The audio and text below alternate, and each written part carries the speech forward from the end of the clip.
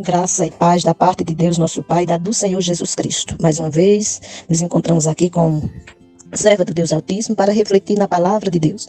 Palavra esta que deve encontrar guarida nos nossos corações, pois a própria palavra nos ensina em Isaías 55:11, que aonde ela vai não volta vazia, mas faz aquilo que ao Senhor apraz. Em Jeremias capítulo 1, versos 11 e 12, o Senhor, dialogando com o profeta Jeremias, pergunta a eles: que vês tu, Jeremias? E ele responde: vejo uma vara de amendoeira. E o Senhor disse a Jeremias: viste bem, porque eu velo em cumprir a minha palavra. Quando você para fazer uma reflexão da sua vida, que indagações você tem feito a respeito? Quando você também quer fazer uma reflexão a respeito da sua relação com Deus, que indagação você tem feito? Veja que a palavra de Deus, ela é composta de 66 livros. Esses 66 livros é divididos em dois momentos: Antigo Testamento, que é composto de 39 livros, e Novo Testamento, que é composto de 27 livros. E quando você olha para essa composição, você pode se perguntar: em quantos anos foram escritas as Sagradas Escrituras? E foram aproximadamente em 1500 anos. Se você disser, e esses livros têm quantos capítulos? Você vai encontrar que você tem 1189 capítulos, sendo 929 no Antigo Testamento e 260 no Novo. E em termos de versículo, a Bíblia é composta de 31.103 versículos, sendo 23.146 no Antigo e 7.957 no Novo. Isso seria algumas descrições. Mas se você parar e disser: não, eu gostaria de conhecer melhor cada livro das Sagradas Escrituras, porque a palavra nos ensina que ela é digna de toda aceitação. Ela nos ensina que nós devemos, disse o salmista: escondi a tua palavra no meu coração para eu não pecar contra ti. Que está no Salmo 119, versículo 11. Na nossa última reflexão, nós meditamos em Romanos, capítulo 3, versículo 10, que a palavra nos mostra que não há um justo, não há quem faça o bem. Também citamos nessa reflexão Romanos 3:23, que diz que todos pecaram e destituídos estão da glória de Deus. No entanto, hoje nós vamos estar meditando um pouco na palavra de Deus, que se encontra na carta que o apóstolo Paulo escreveu à igreja que se encontrava em Éfeso. Carta essa que nos mostra no capítulo 2, nos versos de 1 a 10, texto que vou ler agora para nós, que aquele, como a palavra diz em Romanos, todos pecaram e destituídos estão da glória de Deus. Deus apresenta uma solução para aqueles que buscam a sua face. Na Bíblia de Estudo Conselheira, o título desse texto, capítulo 2 de Efésios, do 1 ao 10 é: do pecado para a salvação pela graça. Nós mostramos na nossa última reflexão que todos pecaram e destituídos estão da glória de Deus, que no mesmo livro de Romanos, no capítulo 6, no verso 23, que o salário do pecado é a morte, mas o dom gratuito de Deus é a vida eterna em Cristo Jesus, o Senhor. Partindo desse conhecimento apresentado pela Bíblia, nós vamos ler agora em Efésios que Paulo escreve a esta igreja dizendo o seguinte: o título é: do pecado para a salvação pela graça. Ele lhes deu vida quando vocês estavam mortos em suas transgressões e pecados, nos quais vocês andaram no outro tempo, segundo o curso deste mundo, segundo o príncipe da potestade do ar, do espírito que agora atua nos filhos da desobediência. Entre eles também nós todos andamos no passado, segundo as inclinações da nossa carne, fazendo a vontade da carne e dos pensamentos. E éramos, por natureza, filhos da ira, como também os demais. Mas Deus, sendo rico em misericórdia, por causa do grande amor com que nos amou, e estando nós mortos em nossas transgressões, nos deu vida juntamente com Cristo. Pela graça vocês são salvos. E juntamente com Ele nos ressuscitou e com Ele nos fez assentar nas regiões celestiais em Cristo Jesus. Deus fez isto para mostrar nos tempos vindouros a suprema riqueza da sua graça em bondade para conosco em Cristo Jesus. Porque pela graça vocês são salvos mediante a fé, e isto não vem de vocês, é dom de Deus, não de obras, para que ninguém se glorie, pois somos feitura dele, criados em Cristo Jesus para boas obras, as quais Deus de antemão preparou para que andássemos nela. Então, nós fizemos aqui uma breve leitura, que foi só os versos de 1 a 10, de Efésios capítulo 2, mas quero dizer para todos nós que a carta ela é composta de 6 capítulos, sendo o capítulo 1 o que apresenta prefácio e saudação, que é os versos 1 e 2. Do verso 3 ao verso 14, nós temos as bênçãos espirituais em Cristo. Do verso 15 ao verso 23, que fecha o capítulo 1, a oração de Paulo. No capítulo 2, nós lemos do pecado para a salvação pela graça, que foi os versos de 1 a 10. Já os versos de 11 a 22, que fecha o capítulo 2, é os gentios e os judeus são unidos pela cruz de Cristo. No capítulo 3, nós temos nos versos de 1 a 13, a vocação dos gentios e o apostolado de Paulo. Do verso 14 ao verso 21, Paulo ora novamente. No capítulo 4, nós temos, nos versos de 1 a 6, a unidade da fé. Do verso 7, só repetindo, ao verso 16, nós temos o santo ministério e o serviço dos santos. Do verso 17 ao verso 24, a nova natureza. Do verso 25 ao verso 31, nós temos exortações à santidade, exortações essas que seguem no capítulo 5, nos versos 1 e 2. E a partir do verso 3 até o verso 20, nós temos o fruto da luz e as obras das trevas.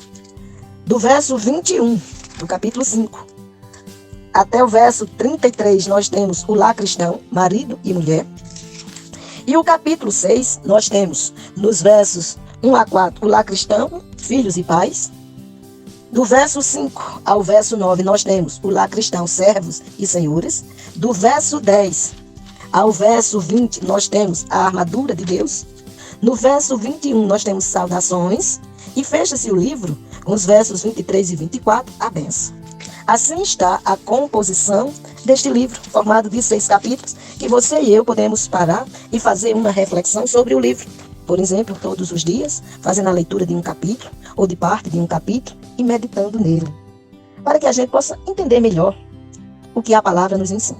Com relação a Éfeso, ou a esta carta escrita por Paulo aos que se encontravam em Éfeso, na Bíblia de Estudo Conselheira diz o seguinte: a igreja na cidade de Éfeso recebeu muita atenção de Paulo, que ficou estabelecido lá por 3 anos, de Timóteo e também de João. Então, você recebeu a atenção de Paulo, recebeu a atenção de Timóteo e recebeu a atenção do apóstolo João.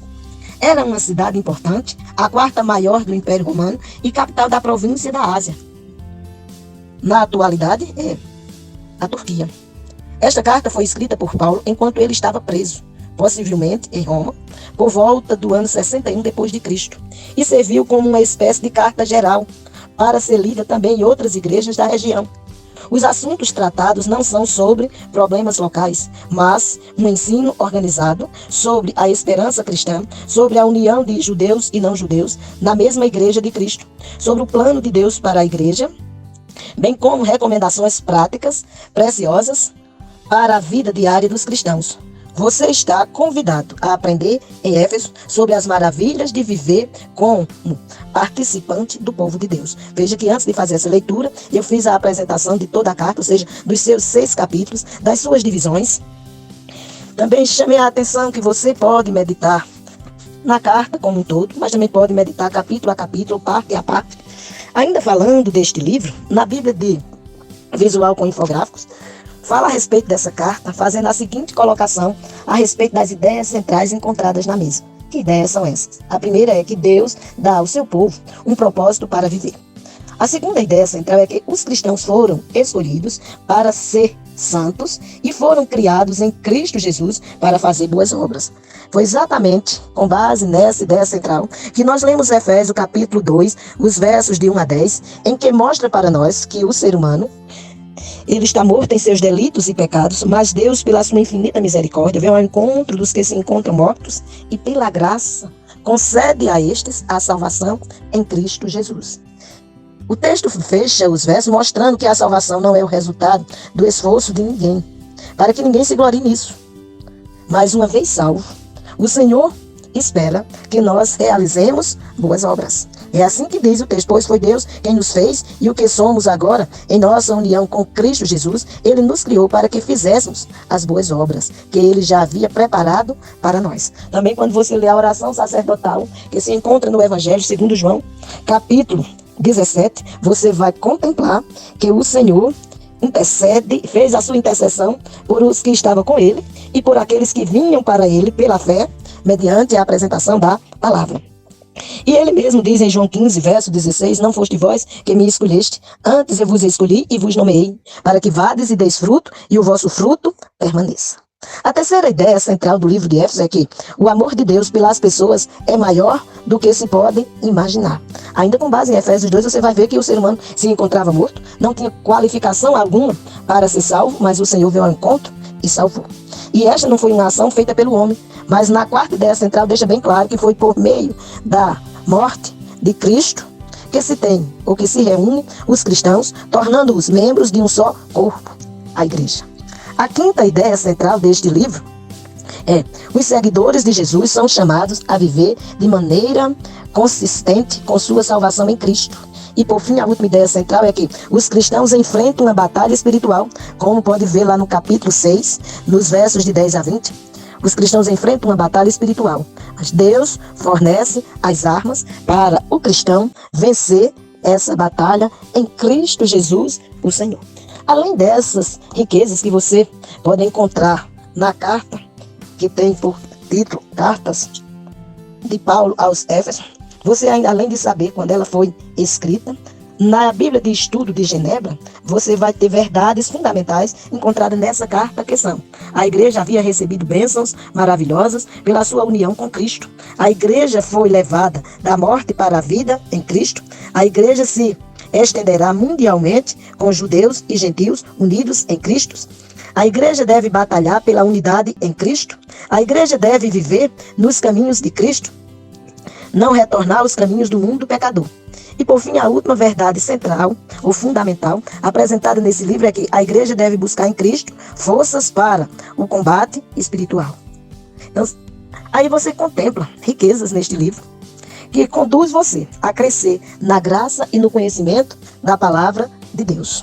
Se a sua Bíblia for a Bíblia, Pregação Expositiva, Sermões, Estudo e Reflexões de Hernandes Dias Lopes, ele faz uma colocação a respeito desta carta, dizendo o seguinte: os grandes temas da fé cristã ornam a coroa dessa epístola ou desta carta. Os capítulos mais destacados da soteriologia e da eclesiologia podem ser encontrados nesta obra-prima. Já na introdução, o apóstolo Paulo leva seus leitores ao arrobo de uma extasiada doxologia e lança as verdades mais gloriosas acerca da obra da Trindade, ou seja, Pai, Filho e Espírito Santo, em favor da igreja, a noiva de Cristo. Tem outras conotações apresentadas pelo pastor Hernandes Dias Lopes, mas queremos fazer uma colocação ou um destaque aqui, que se encontra na Bíblia de Escola Dominical, que é o seguinte: quando você olha para esta carta, não destacando parte a parte, como eu fiz antes, com base na Bíblia de Estudo Conselheira, na Bíblia da Escola Dominical, você vai contemplar o esboço dessa carta da seguinte forma: doutrina, capítulos de 1 a 3. E qual é a doutrina que você vai encontrar? Você vai encontrar o plano da salvação, que é a salvação pela graça e que é a formação do corpo de Cristo. No capítulo 4 e 5, você vai encontrar os deveres, que é a nossa caminhada cristã. Ou seja, vai orientar ou nos ensinar a respeito da unidade na igreja e que esta igreja é cheia do Espírito. E por fim, no capítulo 6, você tem as nossas armas, ou seja, a defesa. Você tem doutrina, deveres e defesa. Doutrinas, capítulos de 1 a 3, deveres, capítulos 4 e 5 e defesa, capítulo 6, que são as nossas armas. Lembrando-nos sempre que nós estamos em uma constante batalha espiritual.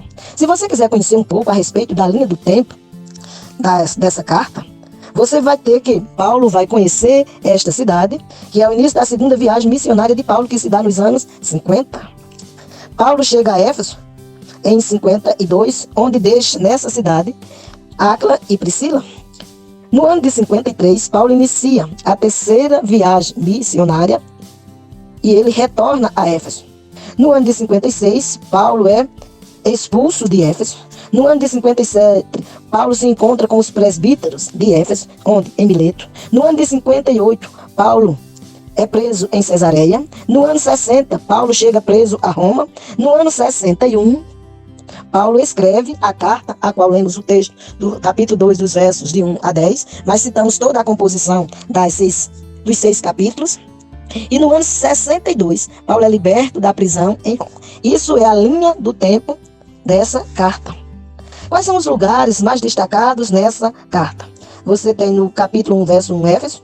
Você tem também o destaque com relação a Mileto, que era a cidade portuária ao sul de Éfeso, onde Paulo se encontrou pela última vez com os líderes da igreja de Éfeso, antes de sua prisão, e também tem a descrição com relação a Roma, capital do império, onde Paulo permaneceu em prisão domiciliar por 2 anos, período no qual escreveu Éfeso e as demais cartas da prisão.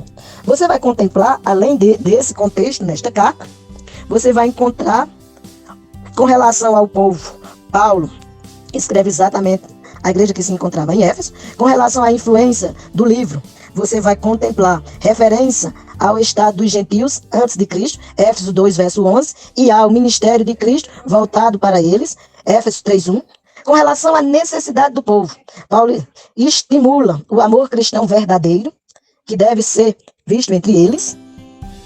Estimula a fé dos Éfesos, conforme Efésios 1, verso 12, e chamado à santidade, em oposição à postura dos não cristãos, que você vai encontrar em Éfesos, capítulo 4, verso 17, ao capítulo 5, verso 21. Qual é o interesse dessa carta? Preparar a igreja contra falsos mestres. E aí você vai contemplar o destaque para temas doutrinários fundamentais, como a salvação pela graça, Efésios 2, do 1 ao 10, texto lido e destacado aqui nesta reflexão, e para a unidade da igreja em Cristo, que se encontra em Éfesos, capítulo 4, versos de 1 a 6. E qual é a identidade dada ao povo nesta carta de cristãos? E qual é a influência no livro? O que é que nós vamos ter? Referencial de Cristo para os relacionamentos pessoais, conforme Éfesos capítulo 5, versos 22 a 25 e capítulo 6, versos de 5 a 9. E ênfase em práticas cristãs, como a oração, que se encontra em Efésios 6, 18, em que o Senhor convoca todos nós a orarmos uns pelos outros. Devemos orar uns pelos outros. Nós citamos 2 termos, que eu não sei se todos conhecem, mas se não conhecem eu vou dizer para nós agora. Segundo o dicionário de Sarcone, ou dicionário, que é Grande Dicionário Sarcone da língua portuguesa, comentado, crítico e enciclopédico, você vai encontrar as 2 palavras que foram apresentadas pelo pastor Hernandes Dias Lopes, quando diz a respeito dos grandes temas da fé cristã, falando a respeito da soteriologia e da eclesiologia. Soteriologia, segundo Sarcone, olha o que significa. Eclesiologia é ramo da teologia que trata da natureza, constituição e funções de uma igreja. Veja que nós somos a igreja de Cristo, então nós fazemos parte da natureza e da constituição e função. Por isso, quando você olha para a sua pessoa, Paulo descreve muito bem em 1 Coríntios 6,19, diz: não sabeis vós que sois templo do Espírito Santo? Em Hebreus 3,6, o escritor diz que nós somos casa de Deus. Então, essa igreja do Senhor é a casa de Deus. Com relação à soteriologia, o que é que nós temos sobre esse termo? Vejamos o que diz esta palavra, para que você possa entender bem o que seria eclesiologia, que se trata da teologia da igreja, e a soteriologia. Vou também dizer o significado do termo, para que você possa entender e assim compreender que quando estamos em Cristo, é como Paulo disse, realmente, nova criatura é, porque as coisas velhas já passaram e eis que tudo se fez novo. Soteriologia, teologia e doutrina que fala a respeito da doutrina da salvação através de Jesus Cristo.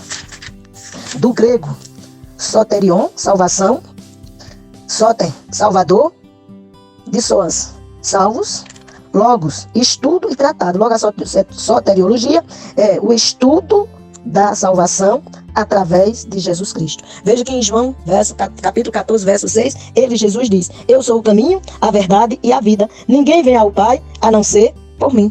Então, Paulo, quando escreve esta carta, não só para os que se encontravam em Éfeso, mas para todos, deixa claro que o homem sem Deus está morto em seus delitos e pecados, não tem como retornar a ele por suas ações, mas a única ação que faz com que o homem seja restaurado e volte a ter inteira comunhão com Deus é através de Cristo Jesus, o Senhor. Por isso que a palavra diz em Efésios 2,8, pela graça sois salvos, mediante a fé, isto não vem de vós, é dom de Deus. Aí o verso 9 diz: não vem pelas obras para que ninguém se glorie. E o verso diz que, uma vez restaurado, por Deus, através de Cristo Jesus, fomos reservados para as boas obras. E a melhor boa obra que o ser humano pode realizar em sua existência é anunciar as boas novas de salvação que se encontram em Cristo Jesus, o Senhor. Então, o cristão tem o dever de anunciar esta palavra, para que aquele que ainda caminha sem Deus e sem salvação possa ter a oportunidade de entregar-se a Deus através de Jesus Cristo, deixar de ser criatura e passar a ser filho. Pois em o Evangelho segundo João, capítulo 1, versos 11 e 12, a palavra nos diz que ele, Jesus, veio para o que era seu e os seus não receberam. Mas a todos quanto receberam, deu-lhes o poder de serem feitos filhos de Deus, a saber, os que creem no seu nome. Você é criatura ou filho? Quem vai responder é você. Medite no que você ouviu. Se você é criatura, hoje está tendo a oportunidade de ser filho. E se você é filho, está sendo lembrado que deve anunciar aos que lhe cercam, na sua casa, na sua vizinhança, no seu trabalho, enfim, aonde você colocar a planta do seu pé. Que Deus nos abençoe e que você possa ter aprendido um pouquinho a respeito da carta escrita por Paulo à igreja que se encontrava em Éfeso. Aqui quem vos fala é a missionária Maria Zélia Araújo, membro da 2ª Igreja Presbiteriana em Campina Grande e vice-presidente da Missão Cariri para Cristo.